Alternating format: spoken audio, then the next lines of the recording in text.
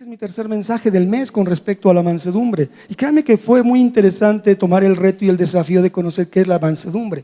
Cuando Samuel predicó el primer mensaje respecto a este tema, él dijo: ¿cuántos son mansos? Y lo dije hace 8 días y lo diré hace 15 y todo el día, todos los días.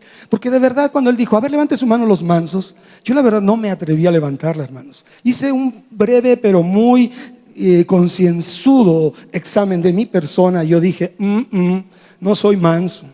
Pero ese fue un reto y un desafío para mí, saber qué es la mansedumbre. Entonces empezamos a ver, hubo un mensaje, lo que fue conociendo la dimensión de la mansedumbre, y de ahí me metí a más aspectos de ella, y créanme lo que ha sido de mucha bendición. Ahí están los mensajes. Y este mensaje, hermano, pues hablamos ya del fruto vamos en el 8º, pero el fruto es uno. Muchas veces tenemos los frutos del Espíritu. No, error. Como dirían en la tele cuando viene Sylvester Stallone con aquel en el gimnasio: te hace falta más backs, ¿no? Aquí, si tú dices frutos, te hace falta más Biblia. ¿Se acuerdo? O sea, leamos la Biblia. No son frutos, es un solo fruto derivado en varios rasgos y cualidades que el Espíritu produce sobrenaturalmente en cada uno de nosotros. Entonces, hermano, no es por nuestro esfuerzo natural que recibimos aquello que viene de Dios, porque solamente es para los que son sensibles a la voz de Dios, a los que oyen a Dios. No es para todos. Penosamente lo tengo que decir, hermanos, y para eso tengo un soporte escritural. Quiero que me acompañes a la primera carta de Juan, capítulo 4, en el cual vamos a ver algo rápidamente. No voy a leerlo todo, la porción, pero dice el verso 1 de primera de Juan 4, 1: amados, no crean a todo espíritu.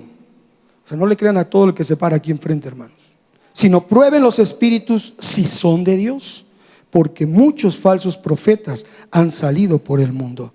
Todos podemos ser considerados profetas cuando hablamos la palabra, la voluntad de Dios. Biblia, más Biblia. No cuando habla de sí mismo el hombre. Entonces por eso es importante probarlos. Dice el verso 4: pero hijitos, ustedes son de Dios y los han vencido a esos que hablan las cosas tergiversadas. Porque mayor es el que está en ustedes que el que está en el mundo.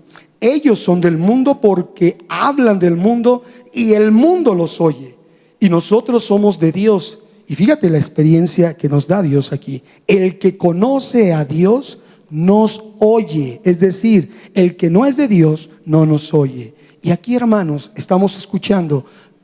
Todos los que estamos aquí oímos de Dios. Amén. Alguien les habla de Dios y oye de Dios. Esto ya es un buen punto. Estamos aquí los que somos de Dios. Amén. Y en esto dice: conocemos el Espíritu de verdad. Hablamos del Espíritu, del fruto, del desarrollo del fruto del Espíritu. El Espíritu de verdad es el Espíritu de Cristo, el Espíritu de la realidad espiritual, el Espíritu de Jesús, el Espíritu Santo, hermano. Esto es lo que nos habla, lo que nosotros debemos entrar en esa dimensión de conocimiento espiritual a través de la Biblia. Porque de esa manera, si conocemos la diferencia entre lo que es el espíritu de verdad, veremos cuál es el espíritu de error. Los que no nos oyen. Y hay muchos, hermano. Y hay muchos que no oyen. Y hay muchos que son solamente oidores y no hacedores. Así que, hermano, la palabra de Dios también dice en Romanos 8:14, para confirmar esta parte, Romanos 8:14. Y esto es un texto muy bello que nos da identidad a ti y a mí, a cada uno de nosotros. Nos afirma en el haber escuchado de Dios, en el haber atendido ese llamado. Y dice la palabra: todos los que son guiados por el Espíritu de Dios. Leo Romanos 8:14. Todos los que son guiados por el Espíritu de Dios son hijos de Dios. Hay un espíritu de verdad, un espíritu de realidad que te dirige para poder ser llamado hijo de Dios. Pues no han recibido el espíritu de esclavitud para estar otra vez en temor, sino que han recibido el espíritu de adopción por el cual clamamos: papito, padre, abba, padre. No cualquiera puede tener esa expresión. Tú no puedes decirle a cualquiera padre, solamente al Padre del cielo. Amén. Entonces dice: el Espíritu mismo da testimonio a nuestro espíritu de que somos ¿qué? Con convicción. Amén. Y si hijos, también herederos, y herederos de Dios y coherederos con Cristo. Ahí está muy bonito, muy dulce, muy ya con esto me quedo. Pero no, hermanos, Ahí hay algo. La palabra es condicional. La palabra hermosamente nos pone a tener que hacer nuestra parte para que Dios haga la suya. Entonces dice aquí, todo esto es hermoso, todo esto es para ti. ¿Qué dice? Si es que padecemos juntamente con Él. Ay, esa historia ya no me gusta, esa canción ya no me suena bien. Bueno, si padecemos con Él juntamente, también juntamente con Él seremos glorificados. Entonces la palabra de Dios, hermano, tiene esa bendita oportunidad de ponernos el desafío, un reto amable a nuestras vidas, de hacer nuestra parte para que Dios haga la suya. Colaborar, cooperar con la gracia de Dios, hermano, porque no es por obra, es por gracia. Pero nosotros colaboramos con la gracia de Dios a través de nuestra obediencia. Amén. Lo que conocemos lo tenemos que obedecer. Entonces, hermano, los rasgos, hablamos de 8 que llevamos. Ninguno es más que otro, pero sí es algo muy relevante entender que se suman uno con otro. Se van sumando para que en nosotros haya verdaderamente algo diferente. Percibir las cosas del Espíritu, percibir las cosas espirituales. Fíjate, inician con el amor. Gálatas 5, 22 y 23, porque hace rato alguien me dijo, dijiste Gálatas 22, 5, 23. Bueno, es que nada más me dirigí al verso de la mansedumbre, pero es Gálatas 5, 22 y 23. Nos hablan de un rasgo primero, el amor perfecto, el amor divino, el amor espiritual, el amor sublime, el amor sacrificial, que es el que tenemos en nuestro encuentro con Jesucristo una vez que venimos a Él. Eso es lo que nos da alguna diferencia en nuestras vidas, hermano, creando en nosotros o iniciando la creación de un carácter espiritual dentro de nuestras vidas, para manifestarlo al mundo físico como nuestras acciones. Y así vamos avanzando hasta llegar a la mansedumbre. Y como estamos en el filito, toco la templanza, para entonces reconocer que estos 2 últimos aspectos, hermano, se deben evidenciar en nosotros primero, después en Dios y en nuestro prójimo, porque esos aspectos son algo interno, algo del corazón. Y dentro de esta investigación, dentro de esta exploración o escudriñar del Señor, me encontré con que la mansedumbre es una evidencia de una verdadera conversión en nuestras vidas. Y sí, hermano, hacia ahí dirijo esta parte del mensaje para cerrar el rasgo de la mansedumbre. Es la evidencia de la verdadera conversión. ¿Y sabes por qué? Porque es algo que viene del o surge del corazón. Y esa conversión es un proceso en el cual iniciamos cada uno de los que reconocemos a Jesús como nuestro Señor. Eso es la verdad del Evangelio, reconocer a Jesús como nuestro Señor. No es otra cosa. Cuando hay convicción, pero no es, si lo declaras solamente con una expresión, eso no trae. Pero cuando entras en el proceso de conversión es porque reconoces a Jesús como Señor. Y la conversión es salirte del mundo para llegar al proceso de la santificación, que es sacar al mundo de tu corazón. Amén. Bueno, rogamos a Dios que me dé a entender. Entonces, hermanos, en el clásico versículo acerca del mes que hemos visto, que es Mateo 11, 28 al 30, hablamos de temas del corazón. ¿Y quién es el autor de este diálogo o de esta enseñanza? Jesucristo mismo. Dice, vengan a mí, tengan el encuentro conmigo. Vengan a mí todos ustedes que están cansados, agotados de tanto pesar, de querer hacer y no poder en cuanto a su naturaleza de pecado, y yo los voy a hacer descansar. Estoy leyendo Mateo 11 del 28 al 30. Y como les digo, explorando un poco más en profundidad qué quiere decir Dios en estos textos, veo que dice, lleven mi yugo sobre ustedes y aprendan de mí, que soy manso y humilde de corazón, y hallarán descanso para su alma, porque mi yugo es fácil y mi carga es ligera. Reitero, es el verso que hemos estado estudiando continuamente en este mes, y de él es donde quise meterme un poco más en ese zoom de profundidad. Y veo lo que ya predicó nuestro pastor el domingo pasado, el aprendizaje. El aprendizaje viene de alguien que nos enseña una conducta o nos modela una conducta, una actitud. Y más en este caso Jesús nos está diciendo: yo soy el modelo, aprendan de mí. Y esto es un principio natural acerca del aprendizaje, porque cuando somos pequeños aprendemos viendo e imitando. ¿Sí me explico? Ese es el inicio del aprendizaje. Alguien nos modela, alguien nos enseña y lo imitamos. Y puede ser esto también: aprender algo bueno o aprender algo malo. ¿De acuerdo? Pero como Jesús nos está diciendo aprendan de mí, creo que es bueno, ¿verdad? ¿Quién dice amén? Es bueno. Entonces, cuando constantemente hacemos esa imitación, se vuelve algo como un hábito permanente dentro de nosotros. Por eso la indicación de Jesús no es solo una invitación, es una exhortación con carácter de un mandamiento. Vengan a mí, acérquense a mí, aprendan de mí. ¿Y qué? A ser mansos y humildes. Por eso, hermano, al hablar del rasgo de mansedumbre, quise reiterar todavía esto, al cerrar este tema, en el aspecto de que este rasgo del fruto del Espíritu se puede resumir en una sola cuestión: es una condición interna, una condición del corazón, que tiene un propósito, que es revelar una verdadera conversión, siguiendo el ejemplo de humildad y mansedumbre que solo en Cristo podemos tener. Y esto, después de esta ecuación, quiere decir igual a un estado de madurez espiritual, porque Jesucristo era un maduro espiritual. Entonces no podemos hablar de que Él nos diga que imitemos cualquier cosa. Nos invita a imitar la madurez espiritual, un estado de madurez, y solo de Él lo podemos aprender, hermanos. Solo de Él debemos imitar esta conducta. En nadie más lo podemos ver. No existe nadie que nos pueda enseñar algo como esto. Entonces de Él aprendemos lo mejor para agradarlo a Él y para vivir en el reposo de Él, descansando en Jesús. ¿Están conmigo, hermanos? Amén. Vamos adelante. Solo Jesús entonces es nuestro reposo. Mateo 11, 28, 30, 2 veces cita: vengan a mí y descansen, aprendan de mí y hallarán descanso para su alma. Entonces en Jesús las cosas son fáciles. Escuchen esto: nuestro encuentro para una conversión tiene que ser primero con el Señor Jesús. Dice: vengan a mí. El encuentro con Jesús. Lleven mi yugo. ¿Cuál es el yugo que nos habla de aquí? Mi yugo. Su yugo de Jesús es su carácter. Ese es el yugo que debemos de tener para que Él dirija nuestros pasos, para que Él conduzca la ruta de nuestra vida, para que nos alinee a su voluntad. Es el yugo que debemos de tomar, su carácter en nosotros, sobre nosotros. Y aprendan de mí. ¿Qué debemos aprender? La mansedumbre, la humildad, y entrar en el reposo de que su carga es ligera y liviano su yugo. ¿Por qué?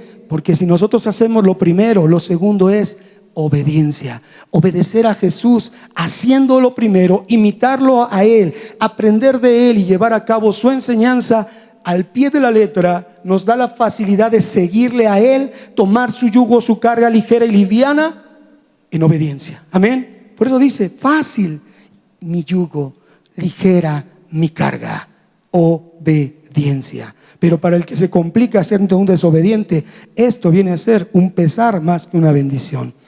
Así que, hermanos, ¿es fácil obedecerlo? Sí, al seguir su ejemplo de humildad solamente. Obedecer a Jesús es fácil. Ser humildes, pues ya nos fue fácil. Entonces, por consecuencia, no es fácil obedecer a Jesús. Sin embargo, Pedro, el apóstol Pedro, por experiencia propia, en su solvencia de su vivir con Cristo, nos da la siguiente instrucción en 1 de Pedro 5. Dice, 1 de Pedro 5, versos 6 y 7. Es una cita que todos conocemos. Dice la palabra: humíllense pues. Humíllense. Fíjense la instrucción. Si nosotros somos mansos y humildes, que es el carácter de Jesucristo, que debemos imitar, aprender a imitar y llevar a cabo, entonces la instrucción de humíllense pues bajo la poderosa mano de Dios es la consecuencia del crecimiento, del desarrollo espiritual de cada uno de nosotros, hermanos, para que Él nos exalte a su debido tiempo. Es decir, para que nos muestre el propósito de nuestra conversión. Es progresiva la conversión, pero si nosotros tenemos esa semejanza de su carácter manso y humilde, encontraremos el propósito a su debido tiempo de nuestra conversión. Nos va a exaltar, no antes, hermanos. Dice: echen toda su ansiedad sobre de Él, porque Él tiene cuidado de ustedes. descanso en el Señor. Todo lo que te agobia, todo lo que pesa, angustia, preocupación, todo lo que pesa sobre tu mente, te confunde, te distrae, te desenfoca de seguirle a Él, échalo sobre Él. Habla de descanso y reposo. Uniendo estas dos porciones de la Escritura, veo dos beneficios grandes en cuanto a la mansedumbre, siguiendo al Señor y humillarse delante de Él. Uno es que hallaremos descanso en Él, y dos, que Él nos cuida. Amén. Él nos cuida. Él llega a eso sí y solo si lo obedecemos. Amén. Y entonces aquí llegamos a un punto donde ya no hay retorno. Octavo rasgo del fruto del Espíritu. Octavo rasgo. Y mira, les decía hace rato, les compartí, no porque use palabras raras, pero hay una disciplina dentro de la teología, de la lectura de la Biblia, que es la gematría. La gematría bíblica habla del sentido de los números, del orden de los números, del significado de los números. Pero no se claven en eso, hermanos. Pero sin embargo, ahí se señala el número 9 como un número de fruto. Casualmente, Gálatas 5, 22 y 23 habla de 5 rasgos del fruto del Espíritu. Fruto 9. Y el 8 tiene que ver con un reinicio, con un nuevo comienzo. Entonces, viendo el número 8 casualmente de los rasgos, ya hay un punto sin retorno. Llegamos a un estado donde la responsabilidad es mayor en cada uno de nosotros acerca de ver si realmente tenemos una genuina conversión a Jesucristo. Y esto, hermanos, no es fácil. Por eso ya conocemos lo que debemos hacer de manera clara. ¿Y qué es? Literalmente, hermanos, venir a Cristo. Punto número 1. Tomar el yugo de Cristo, su carácter sobre nuestras vidas. Aprender de Cristo que mansedumbre y humildad, para poder descansar en Cristo, que es vivir sin afán y buscando y esperando solamente en Cristo. Así de fácil puedo decir que es el Evangelio, pero difícil de llevarlo a cabo. Amén. Ok, entonces, porque estamos hablando de un estado de madurez, y esto es una decisión acompañado de una acción, que es debemos hacerlo. Debemos hacerlo, hermanos. No es una opción. El Señor dice, vengan a mí. No dice, gusta por favor, si es tan amable, si puede, si le queda tiempo, si su agenda está libre, si no hay nada que le tropiece en su camino, venga a mí. No, dice, vengan a mí. Y entonces, hermano, me puedo preguntar yo, y me pregunto, lo decía yo hace rato, podemos estudiar la Biblia, estar un rato meditando, teniendo, y de repente, ¿qué crees? No le entendí. Después de 2 horas, no le entendí. Entonces, ¿qué pasó? ¿Perdí el tiempo? No, simplemente es otra estrategia. Pregúntale a Dios, ¿qué me quieres decir, Señor? ¿Puedo hacerlo? Y yo me puse así, de verdad esto, yo lo vi así como, abismal. ¿Puedo hacerlo? ¿Podemos hacerlo? ¿Será posible que llevemos a cabo este aprendizaje, lo vivamos y lo hagamos una realidad? ¿Tenemos las condiciones para hacerlo? ¿Y qué creen que fue la respuesta? Creo que igual a la tuya. Pues no, no se puede por nuestra fuerza, por nuestra naturaleza, sino que es un rasgo junto con todos los demás que se debe de manifestar para evidenciar y confirmar quiénes somos nosotros por lo que tenemos dentro de nosotros. Y esto es que nosotros somos templo del Espíritu Santo. Y esa ya fue una de las cosas que dije, descanso. Soy templo del Espíritu Santo, oigo de Dios. Creo que el Espíritu mismo de Dios me confirma que soy hijo de Dios. Amén. Y como tengo el Espíritu Santo, como soy templo de Él, estoy posibilitado, estoy supuesto a poder desarrollar el fruto del Espíritu Santo. ¿Tú, hermano, también? ¿Con convicción? ¿Con más convicción? ¿Eres hijo de Dios? Entonces hay posibilidad de desarrollar esto. Y siendo más minucioso le dije, Señor, bueno, ok, ya sé que hay que aprender de ti, que eres manso y humilde. ¿Y qué más? Se vale preguntarle a Dios. Y entonces dentro de esa reflexión hay algo que me llevó a un poco más adentro para llegar a la instrucción que viene de parte del qué aprender y qué imitar de Cristo. Y para eso resalta Pablo, que por cierto esta enseñanza la he titulado ¿Solo a Pablo? ¿Nada más Pablo? ¿Y por qué? Ahorita lo van a escuchar. Pablo pudo hablar esto escribiéndolo él de parte del Espíritu Santo, porque lo experimentó y porque tenía la solvencia para poderlo decir. Y esto está en Filipenses 2 del 5 al 8. Filipenses 2 del 5 al 8. Cuando digo, ¿qué hay que imitar? Dame más claridad, dame más minuciosidad, así desmenúzame, porque soy medio lento. Y no para la ira, lento para aprender. Y entonces veo esta cita donde Pablo nos exhorta, ¿qué debe haber en nosotros? Y dice, un sentir. No sentimientos, una expresión, una manera de ser. Y dice Filipenses 2, 5, 8, que haya en ustedes el mismo sentir que hubo en Cristo. ¿Qué es ese sentir? Es su carácter. ¿Por qué? Porque dice, quien siendo en forma de Dios, no estimó el ser igual a Dios como cosa que aferrarse, mansedumbre, sino que se despojó a sí mismo y tomó forma de siervo, humildad. ¿Te das cuenta, hermano?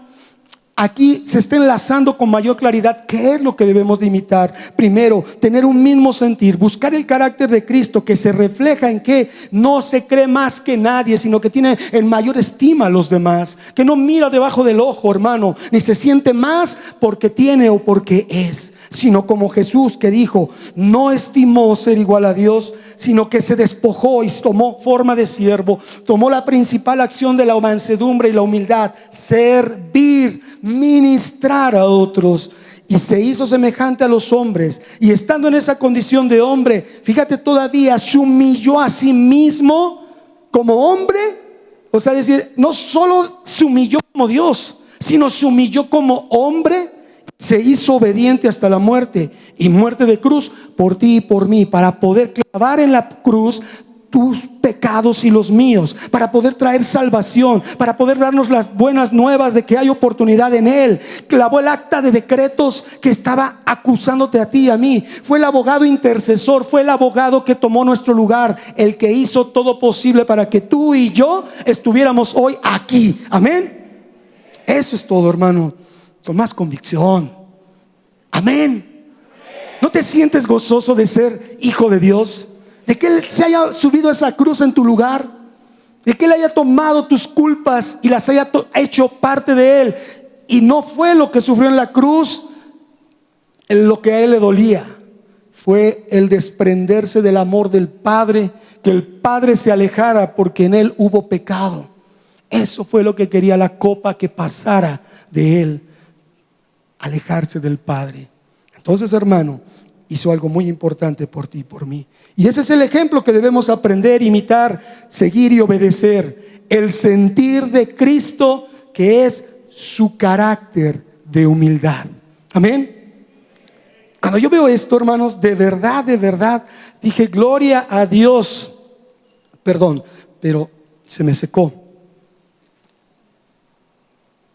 Dije, gloria a Dios, porque en esto que Dios es bueno y va abriendo el panorama de su voluntad, veo entonces lo que debemos de aprender de Él, su carácter. Él enmudeció, no abrió sus labios, y por medio de lo que nos expresa esta palabra, vemos que no le importó nada de Él. Se despojó de todo para darnos todo. Entonces, cuando Él nos invita a aprender de Él su carácter, imitarlo, la mansedumbre y la humildad, hacerlo de manera constante nos llevará a hacer lo mismo en algún momento. Esa es la enseñanza, hermanos. Y por eso le dije a Dios, ok, ya me diste más claridad, ahora dame un ejemplo, porque todavía sigo sin entenderlo. Quiero más detalle. Y entonces es cuando aparece mi querido Pablo. Y les puedo confesar que veo en Pablo un hombre relevante, veo un hombre que de parte de Dios y del Espíritu Santo es que pudo vivir esta instrucción primero para él, imitando a Cristo, para dárnosla a él, lo que acabamos de leer. Y en la reflexión dije, Pablo, el perito arquitecto de la iglesia, ¿qué tuvo él que no tenga yo? Dije, no, pues todo. Pero hay algo que descubrí, y esto no es doctrina que diga, la siento, no, pero es un pensamiento desarrollado en base a esta reflexión.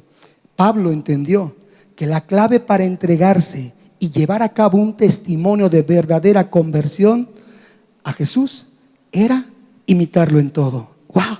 Así de fácil. Me quemé las pestañas, hermano. Se me secó el cerebro cuando digo con esto, imitar en todo a Jesús. Y entonces veo, pero Pablo no caminó con Jesús. Pablo no caminó con Jesús. Entonces, ¿qué pasó? Pero Pablo tuvo un encuentro con el Cristo resucitado. ¡Ay! Es cuando entonces todo cambió. Porque no es conocer de Jesús, es conocer al Jesús resucitado. Sus discípulos caminaron 3 años con Jesucristo. ¿Y qué crees? No pasó nada en ellos. Siguieron iguales. Huyeron y después se regresaron a ser pescadores. No entendieron, no conocieron quién era Jesús.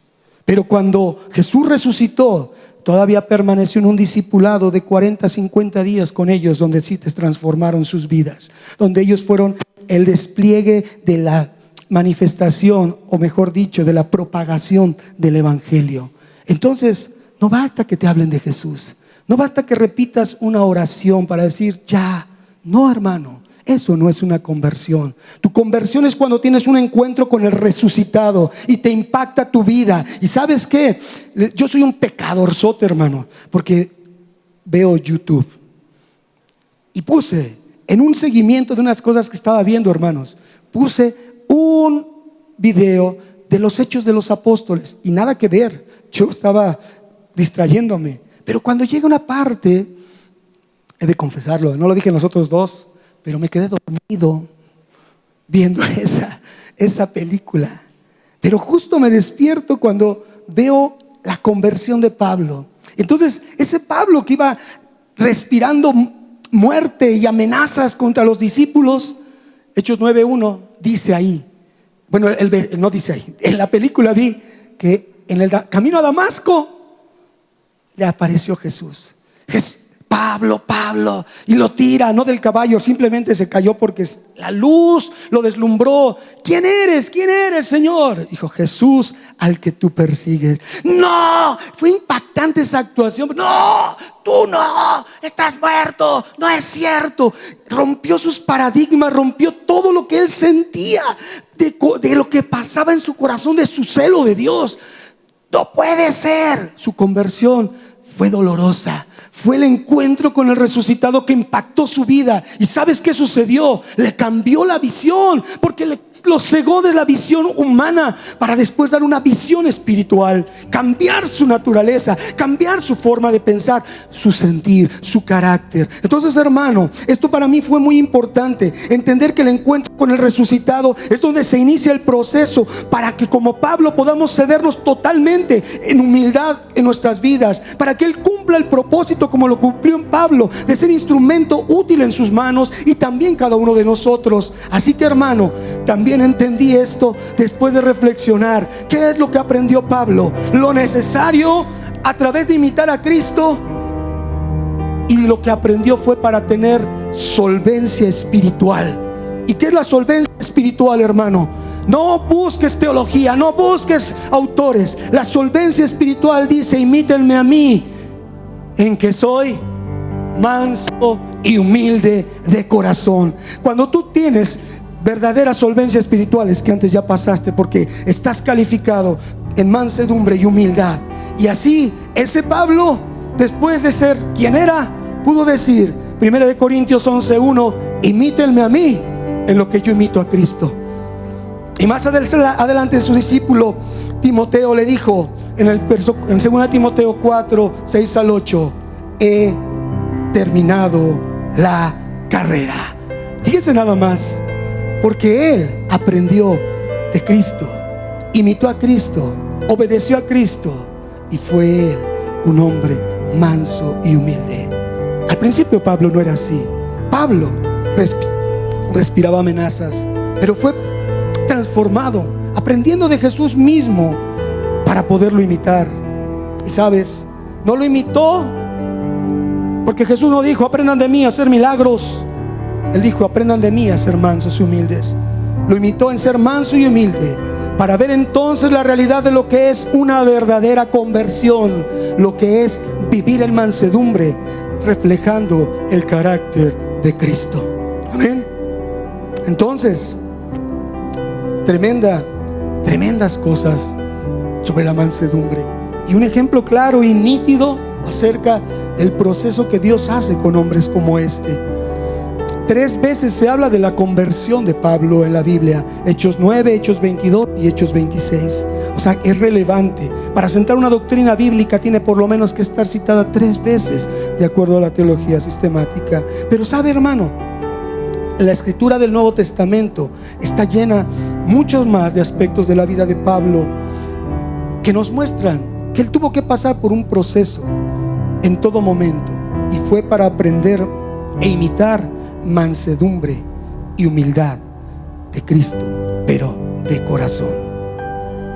Pablo, solo puedo decir, era un hombre de recursos, era un hombre de reconocimiento, de poder, de autoridad, de relaciones, de tal suerte que los principales fueron quienes lo mandaron a Damasco para cumplir su cometido de aprender a los del camino.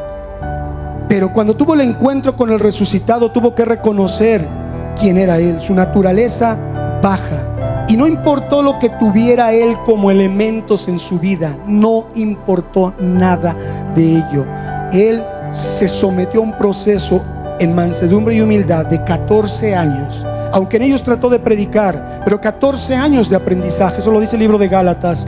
14 años esperando, porque lo que él traía, sus títulos, sus reconocimientos, sus títulos nobiliarios, y que fariseo de fariseos, judío de abolengo, enseñado por Gamaliel, nada de eso sirvió, hermanos, para que pudiera él ser útil a la obra del evangelio.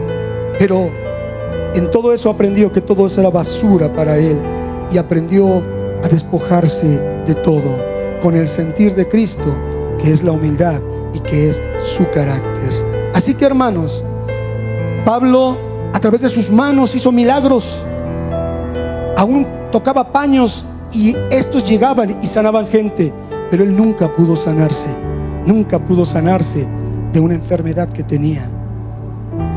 Y fue moldeado poco a poco por Jesús en su carácter para ser manso y humilde, para reconocer su dependencia de la gracia de Dios. Y es como pudo recibir la revelación de Cristo que Él le dio. Y ahí está 2 Corintios 12, lo llevó al cielo. Y cuando decía: Señor, yo quiero ser como Pablo, me encuentro con la cita de 2 Corintios 11, y después de leerla dije: bueno, no, Señor, no me escuches esto. Fue apedreado, fue encarcelado, azotado 5 veces por sus hermanos. Él sufrió naufragio, menosprecio, y aun cuando sus hermanos fueron rebeldes, él oró, buscaba interceder por ellos, diciendo: quiero ser aún maldición para Dios, pero que ellos no se pierdan, los judíos. Él practicó con hechos lo que aprendió de Jesucristo e imitó mansedumbre y humildad, a perdonar sin reserva, no tomando la ofensa como algo personal. Y dirán: fue un hombre especial. Era hombre. Fue Jesús el que le enseñó. Era hombre. Los discípulos de Jesús eran hombres. O sea, dice la palabra que Él no hace acepción de personas. Es decir, que tú y yo estamos supuestos y posibilitados para poder ser como Él, porque Él derrama, Dios, su gracia sobre todos, pero sobre todo el que está dispuesto a ser como Él quiere y anhelar que ser como Él lo desea. Por eso esa gracia se aprende, se imita y se obedece. Así que, hermano, así las cosas.